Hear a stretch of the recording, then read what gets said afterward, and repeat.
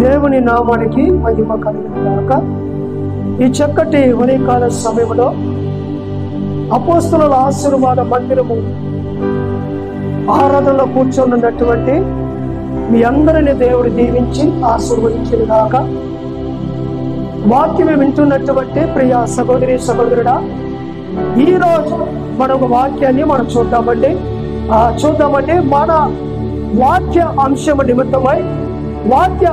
నిమిత్తమై మనము వాక్యాన్ని చూస్తున్నాం. కదిలించండి.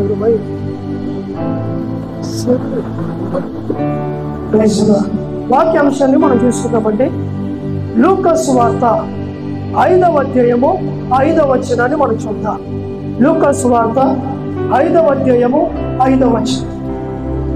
సీమోను ఏలినవాడా, రాత్రంతయు ప్రయాస పడితుము కానీ మాకు ఏమీ దొరకలేదు.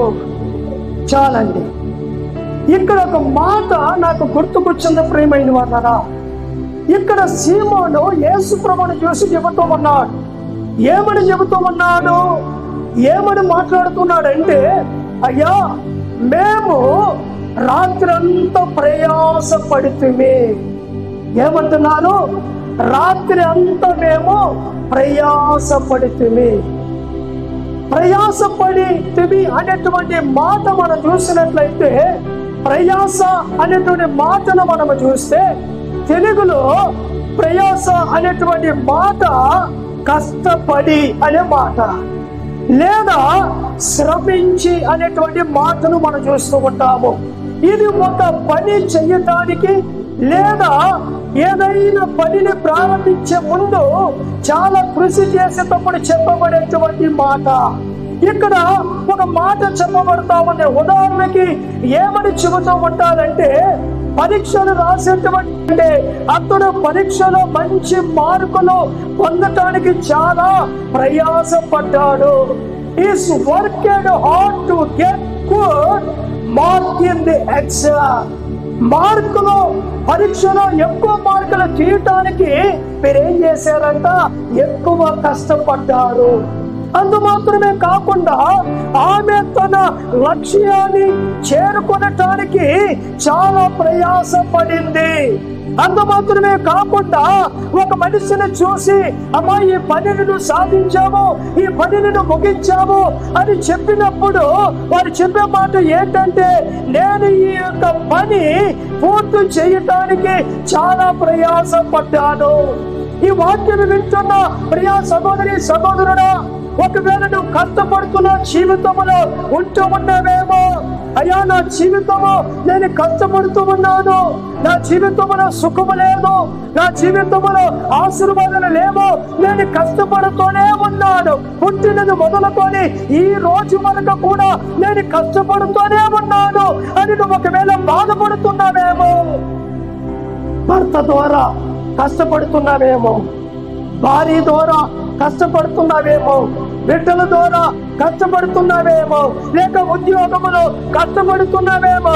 అయ్యా నాకు ఉద్యోగము చాలా దూరం వేశాను, నేను ఉద్యోగానికి వెళ్ళలేకపోతున్నాను, ఉద్యోగం నుంచి తిరిగి రాలేకపోతున్నాను అనేటువంటి కష్టమైనటువంటి జీవితంలో నువ్వు బాధపడుతూ ఉన్నావేమో. ఈ కష్టాన్ని నేను ఎలా తట్టుకోగలను, నేను ఎలా భరించగలను అని నువ్వు ప్రయాసపడి బాధపడుతూ ఉన్నావేమో. ఒకవేళ నీ కష్టానికి తగిన ప్రతిఫలము దేవుడు ఒక రోజు నీకు దయచేస్తాడు. ప్రేమైన వాళ్ళారా, నీ కష్ట జీతము అలాగనే ఉండదు, నీ కష్టము అలాగనే ఉండదు. ఆ కష్టముల నుండి ఒక సుఖాన్ని దేవుడు నీకు దయచేస్తాడు. ఆ కష్టముల నుండి, ఆ ప్రయాసముల నుండి ఒక మేలు దేవుడు నీకు దయచేస్తాడు. ఇక్కడ సీమోను చెబుతూ ఉన్నాడు. ఏమని చెబుతున్నాడు? అయ్యా రాత్రంతా మేమేం చేసాము? ప్రయాసపడ్డాము. రాత్రంతా మేము కష్టపడ్డామయ్యా. ఒక పక్క నిద్ర వస్తుంది, ఒక పక్క నిద్రపోవాలనుకుంటున్నాము, కానీ ఇంకొద్దిసేపు పడితే చేపలు దొరుకుతాయేమో, ఇంకొక అరగంట పడితే చేపలు దొరుకుతాయేమో అని పడి చేపలు వలలు వేసామయ్యా, కానీ ఒక్క చేప కూడా దొరకలేదు అని ఒకవేళ నువ్వు బాధపడుతున్నావేమో, ఒకవేళ నువ్వు వేదన పడుతున్నావేమో, నీ కష్టానికి ఒక లాభం ఉంది. లోకములో పడేటువంటి ప్రతి కష్టానికైనా సరే, దేవునిలో నువ్వు పడే ప్రతి కష్టానికైనా సరే ఒక సుఖాన్ని దేవుడు నీకు దయచేస్తాడు. మనం ఏం చెయ్యాలా? కష్టపడాలా. కష్టపడకుండా తీసుకునే జీతము అది ఒంటికి పడదా. కష్టపడకుండా సుఖంగా నీకు ఎవరు కూడా జీతాలు ఇవ్వరు. నువ్వేం చేయాలి? కష్టపడాల. అందుకనే చాలా మంది తల్లిదండ్రుల బిడ్డలకి చూసి చెబుతా ఉంటారు. ఏమని చెప్తాను? నువ్వు కష్టపడి చదువురా. ఏమని చెప్తాను? నువ్వు కష్టపడి చదువు. ఎప్పుడు చదువుతావో? కొన్ని సంవత్సరాలే. ఆ తర్వాత నువ్వేం చేస్తావో? చదువైపోయిన తర్వాత నీకు మంచి ఉద్యోగం వస్తుంది. నువ్వు కష్టపడి చదవకుండా మంచి ఉద్యోగము నీకు రావాలంటే రాదు. కష్టపడిన వాళ్ళే ఈనాడు IAS గా IPS గా కూర్చొని ఉన్నారు. కష్టపడి చదివిన వాళ్ళే ఈనాడు టీచర్స్ గా కూర్చొని ఉన్నారు. కష్టపడి చదివిన వాళ్ళే ఈనాడు గవర్నమెంట్ ఉద్యోగంలో కూర్చొని ఉన్నారు. కష్టపడి చదివితే దాని ఫలితాన్ని నువ్వు చూస్తావు. నీకు చదివి ఎక్కలేదు, నాకు చదువు రాలేదు అని మనం ఏం చేయకూడదా? చదువును చదివేది మానేయకూడదు, చదివేది విడిచిపెట్టకూడదు. కష్టపడి చదవాల. కష్టపడి చదివితే ఆ కష్టానికి వెనకాల ఒక సుఖమైన జీవితము నువ్వు జీవిస్తావు. ప్రేమైన వాళ్ళరా, మరణించినటువంటి మన యొక్క మాజీ ప్రెసిడెంట్ గా ఉన్నటువంటి APJ అబ్దుల్ కలాం గారు, మరణించినటువంటి మాజీ ప్రెసిడెంట్ గా ఉన్నటువంటి APJ అబ్దుల్ కలాం గారు ఆయన కష్టపడి చదివారంట. ఇంకొకటి ఆయన చదివిన మీడియం ఏంటి తెలిసిన? తమిళ మీడియం చదివాడంట, ఇంగ్లీష్ మీడియం కాదు. తమిళ మీడియం చదివి చదువులో కష్టపడ్డాడంట. ఇంకొకటి ఆయన ఎక్కడ చదివాడో తెలిసిన? ప్రైవేట్ కాలేజీలలో చదవల, ప్రైవేట్ బడిలలో చదవల. ఆయన చదివిన స్కూల్ ఏంటి తెలిసిన? ఆయన చదివిన కాలేజీలు ఏంటి తెలిసిన? ప్రతి ఒక్కటి గవర్నమెంట్ కాలేజీలో చదివాడంట, గవర్నమెంట్ స్కూల్లో చదివాడంట. కానీ ఈనాడు చిన్నపిల్లలకి ఏంటి? గవర్నమెంట్ కాలేజీలో గవర్నమెంట్ స్కూల్లో చదివితే నామాసం అని చెప్పని, ఎగతాళి చేస్తున్నారని చెప్పని అది చదివేది మానేస్తా ఉంటారు. నువ్వు ఎక్కడ చదువుతున్నావు అనేది ప్రాముఖ్యత కాదు, నువ్వు చదువుతున్నావు అనేది మనం చూడాలా. అబ్దుల్ కలాం గారు చెబుతూ ఉంటారు. ఏమిటి చెబుతూ ఉంటారంటే, నువ్వు ఏ స్థలంలో చదువుతున్నావు అనేది ప్రాముఖ్యత కాదు, నువ్వు చక్కగా చదవాలా, నువ్వు మంచిగా చదవాలా అని చెబుతూ ఉంటారు. రాత్రంతా మేము కష్టపడ్డాము, రాత్రంతా కష్టపడ్డామయ్యా, కానీ ఒక్క చేప కూడా దొరకలేదు. రాత్రంతా కష్టపడిన వారికి దేవుడు ఒక మేలు చేశాడు. ఏ మేలు చేశాడో చూద్దామండి. లూకా సువార్త 5వ అధ్యాయము 6వ వచనాన్ని మనం చూద్దాం. లూకా సువార్త 5వ అధ్యాయము 6వ వచనాన్ని మనం చూద్దాం. వారు అలాగ చేసి చాలంటే ఏం చేశారంట? విస్తారమైన చేపలు పట్టారంట. కష్టపడినందు వలన, శ్రమ పడినందు వలన, బాధపడినందు వలన వాళ్ళు ఏం చేశారంట? విస్తారమైన చేపలు పట్టారంట. ఒకవేళ వారు కష్టపడకుండా అనేది ఉంటుంటే, ఒకవేళ వాళ్ళు సుఖమైన జీవితము జీవించి ఉంటుంటే వారు ఏం చేసి ఉండేవారు కాదు, విస్తారమైన చేపలు పట్టుండేవారు కాదు. విస్తారమైన చేపలు వారు పట్టారంట. కారణం ఏంటి? వారి ముందు ఏం చెప్తున్నారు? అయ్యా, రాత్రి అంతా మేము ప్రయాసపడ్డాం, ఒక్క చేప కూడా మాకు దొరకలేదయ్యా. రాత్రి అంతా మేము కష్టపడ్డాము, రాత్రి అంతా మేము బాధపడ్డాము, అయినా ఒక్క చేప కూడా మాకు దొరకల. కష్టం ఉందని చెప్పని వాళ్ళు చేపలు పట్టేది కానీ ఆగిపోయి ఉంటే, విస్తారమైన చేపలు పట్టేది ఏం జరుగుండేది కాదు, అవకాశం ఉండుండేది కాదు. చాలా మంది ఏం చేస్తారు? ఉపవాసం ఉండేది కష్టం, ఉపవాసం ఉండేది కష్టం. కానీ ఉపవాసం వెనకాల ఉండే ఆశీర్వాదాలు చాలా గొప్పవి. కానీ మనం ఏం చెయ్యమో? ఉపవాసం ఉండము. మనం ఏం చేయమో? ఉపవాసం ఉండము. 3 పూట్ల కడుపు నిండా తింటానే ఉండాలి. ఉదయం తినాలా, మధ్యాహ్నం తినాలా, రాత్రి కూడా తినాలి, వీలుంటే సాయంకాలం కూడా తినాలి. ఎందుకంటే మనం పుట్టింది తినేదానికి, ఉపవాసం ఉండేదానికి కాదు మనం పుట్టింది తినేదానికి. తిని చచ్చిపోయిన వాళ్ళు చాలా మంది ఉన్నారు. ఒక మనిషి యూట్యూబ్లో చూస్తా ఉంటే ఎంత ముద్దను తీసుకొని నోట్లు పెట్టి జబరుతామంటూ ఇక్కడ పట్టేసింది. ఇంకంతే, నీళ్ళు లోపలికి పోదా, వాంతి చేయలేకపోయాడు, తిండితోనే చచ్చిపోయాడు. ఉపవాసం ఉండేది ప్రయాసను వడిపట్టే ఆత్మ జీవితంలో వర్ధనలేము. ఇంకా కొంతమంది రాత్రిలో ప్రార్థన చేయమంటే రాత్రిలో ప్రార్థన చేయరు. దెయ్యాలు వచ్చి తొక్కినా కూడా మెలకువలన్నిటిగా బాగా నిద్రపోతా ఉంటారు. ఏమి రాత్రి గంట సేపు మెలకువగా ఉండేవా? కడుపు నొప్పి వచ్చిందనుకో, వేదలు వచ్చినాయి అనుకో, వాంతులు వచ్చినాయి అనుకో, ఏందక్క నిద్రపోలేదా, ఏందయ్యా నిద్రపోలేదా? యాడక్క నిద్రపోయేదా? యాడన్నా నిద్రపోయేదా? ఒకే మోషన్స్ అక్క. మోషన్స్ ఎందుకు అవ్వబోయా? అప్పుడు రాత్రి అప్పుడు మటుకు నిద్రపోవాలి, అప్పుడు కూడా నిద్రపోవచ్చు కదా. కష్టమైనవి చేయటానికి మనకు బద్ధకము, కష్టమైనవి చేసేదానికి మన కష్టము.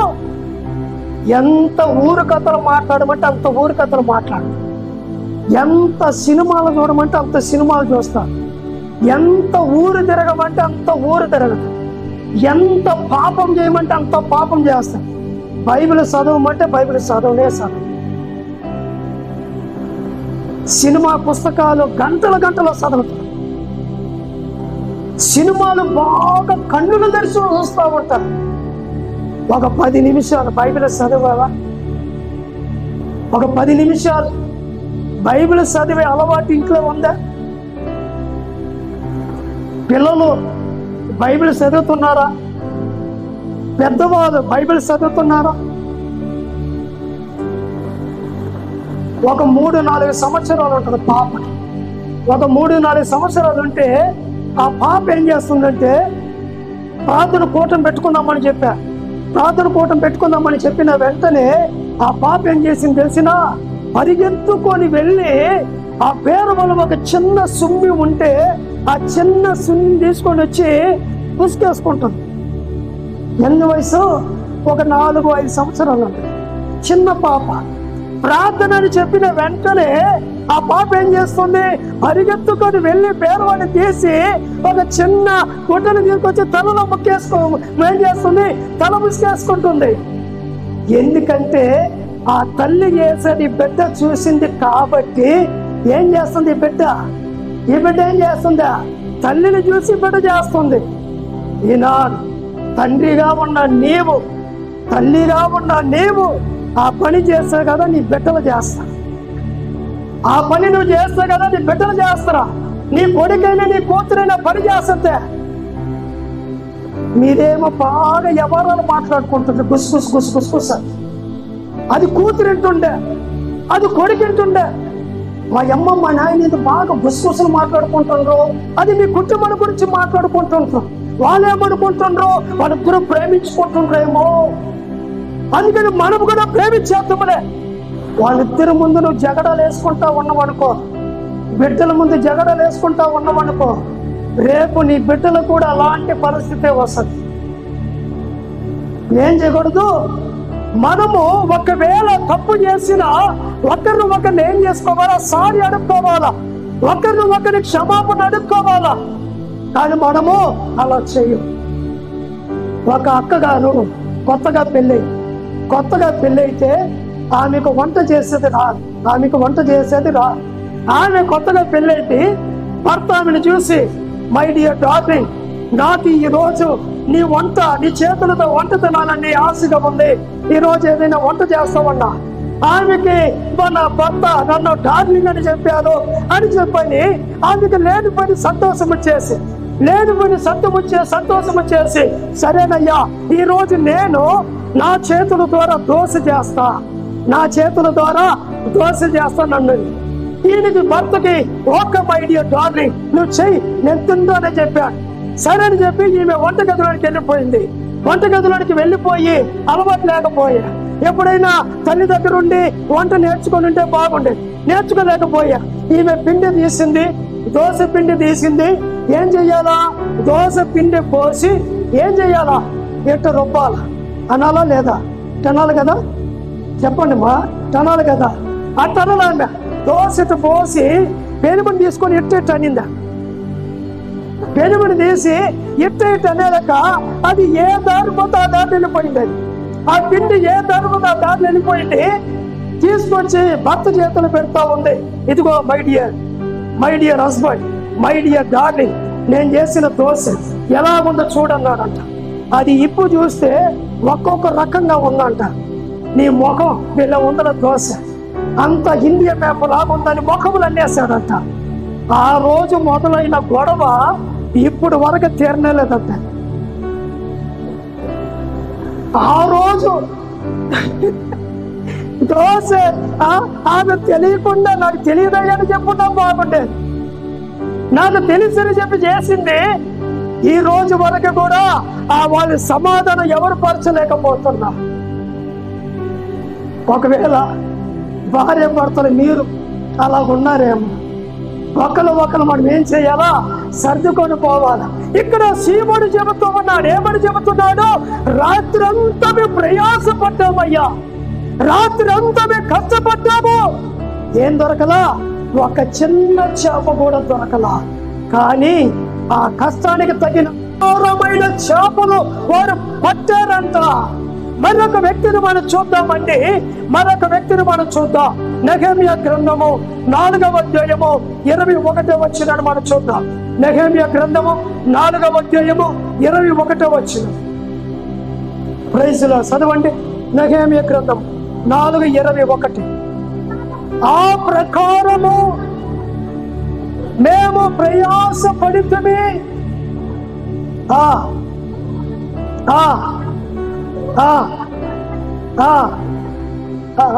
చాలండి. ఇక్కడ నెహెమ్యా యెరూషలేముకు వెళుతూ ఉన్నాడు. యెరూషలేముకు వెళ్ళినప్పుడు ఆ యెరూషలేములో ప్రాకారములు కూలిపోయి ఉన్నాయి. ప్రాకారములంటే గోడలు కూలిపోయి ఉన్నాయి. నిద్రపోయినందరూ అలానే చెబుదామా? Very good. పర్వాలేదు, వెళ్ళిపోగానే ఉన్నా. ఊరకు మీకు టెస్ట్ పెట్టా. నిద్రపోతున్నారా లేక?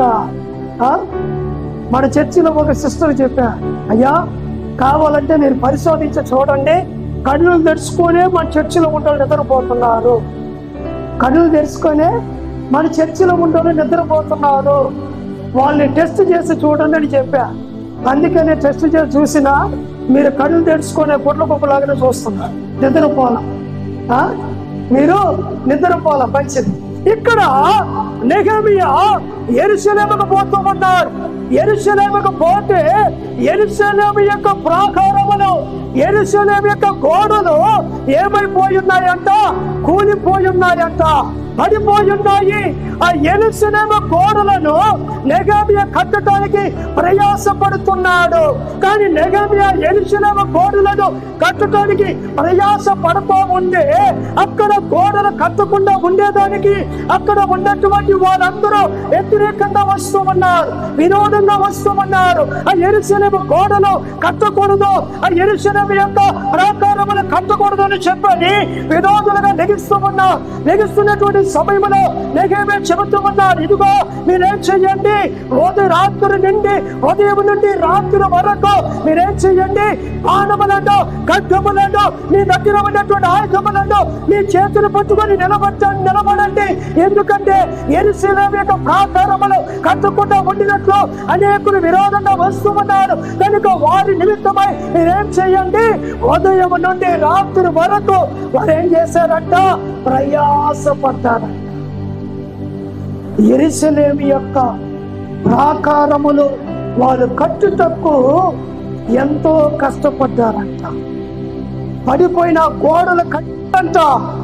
ఒకవేళ నీకున్నటువంటి అప్పులను తీర్చుకునేదానికి నువ్వు ఎంతో కష్టపడుతున్నావేమో, నీ బిడ్డలను చదివించేదానికి ఎంతో కష్టపడుతున్నావేమో, నీ బిడ్డలకు పెళ్లి చేయటానికి ఎంతో కష్టపడుతున్నావేమో, ఒకవేళ ఇల్లు కట్టించటానికి ఎంతో కష్టపడుతున్నావేమో, నీ జీవితంలో ఉంటున్న దరిద్రతను పోగొట్టుకోవటానికి ఎంతో కష్టపడుతున్నావేమో. ఒకవేళ ఆ కష్టాలు ఇప్పుడు ఉండవచ్చు, ఒకరోజు ఆ కష్టాలన్నీ పోతాయి. ఒకరోజు ఆ కష్టాలన్నీ, ఆ ప్రయాసకులన్నీ పోతాయి. నెహెమ్యా ఆ యెరూషలేము గోడలను కట్టడానికి ప్రయాసపడ్డాడు.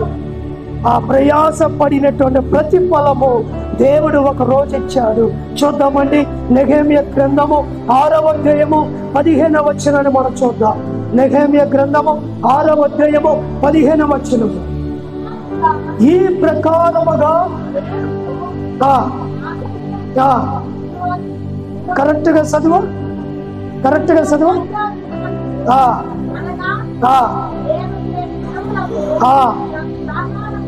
ప్రాకారము కట్టుట సమాప్తమాయను. సమాప్తమాయనంటే ముగించబడింది. ఎన్ని రోజులు అంటే 52 రోజులు, 52 days. 52 రోజులు ఏం చేశారంట? ఆ యొక్క యెరూషలేము యొక్క ప్రాకారములు, యెరూషలేము యొక్క గోడను కట్టడానికి ప్రయాసపడ్డారంట. ఆ ప్రయాసకు తగిన ప్రతిఫలాన్ని దేవుడు వారికి ఇచ్చారు. ఆ గోడలు కట్టి ముగించబడ్డాయి. ఆ గోడలు కట్టి ముగించబడ్డాయి. ఒకవేళ నీ జీవితంలో నువ్వు కష్టపడుతూ ఉన్నావేమో, ఆ కష్టానికి తగిన ప్రతిఫలము దేవుడు నీకు దయచేస్తాడు. ఆ కష్టానికి తగిన ప్రతిఫలము దేవుడు నీకు సుఖమైన జీవితాన్ని దయచేస్తాడు. అందరూ మీ కన్ను మూసి ప్రార్థన చేసుకుందామా? అందరూ మీ కన్ను మూసి ప్రార్థన చేసుకుందాం. అందరూ మీ కన్ను మూసి ప్రార్థన చేసుకుందాం. అందరూ మీ కన్ను మూయండి. అందరూ కన్ను మూయండి. దేవుడి దగ్గర ప్రార్థన చేద్దాం. అయ్యా, నేను కష్టపడుతూ ఉన్నాను ప్రభా. నేను కష్టపడుతూ ఉన్నా. నా భార్య కొరకు కష్టపడుతూ ఉన్నా. నా బిడ్డల కొరకు నేను కష్టపడుతూ ఉన్నా. నా భర్త కొరకు నేను కష్టపడుతూ ఉన్నా. నా ఇంటి కొరకు నేను కష్టపడుతూ ఉన్నా. నా కష్టము ఎప్పుడు తొలగిపోద్ది, నా కష్టము ఎప్పుడు తొలగిపోద్ది అని నువ్వు ప్రయాసపడుతూ ఉన్నావేమో. అయ్యా, కష్టపడి ట్యూషన్కి పోతున్నాను, వెళుతున్నాను, కష్టపడి నేను చదువుతున్నానయ్యా. దేవుడు నాకు ఎప్పుడు మేలు చేస్తాడు. దేవుడు నాకు ఎప్పుడు మేలు చేస్తాడు. మందిరములో నేను కష్టపడుతున్నా. పాట పాడేదానికి నేను కష్టపడుతున్నా. ప్రార్థన చేసేదానికి నేను కష్టపడుతున్నా. దేవుని పని చేసేదానికి కష్టపడుతున్నా. కష్టానికి దేవుడు